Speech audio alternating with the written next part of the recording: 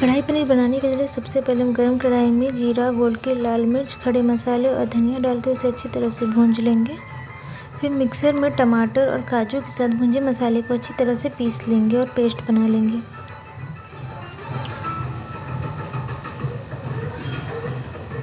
फिर एक बोल में हम क्यूब शेप में कटे हुए पनीर, प्याज और शिमला मिर्च लेंगे। साथ ही हल्दी, लाल मिर्च और नमक डाल के उसे अच्छी तरह से मैरिनेट कर लेंगे।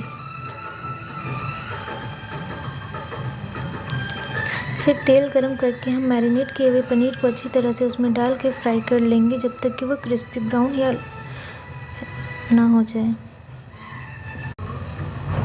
फिर उसी तेल में हम जीरा, बारीक कटे हुए प्याज, हरी मिर्च और अदरक लहसुन का पेस्ट डाल के उसे अच्छी तरह से लाल होने तक भूंज लेंगे।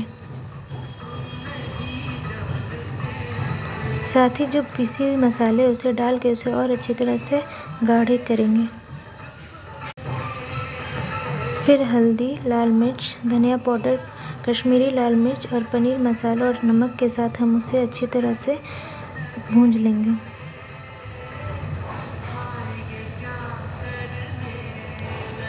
अच्छी तरह से लाल हो जाने के बाद हम उसमें पनीर को डाल लेंगे और उसे 2-3 बार अच्छी तरह से चला लेंगे।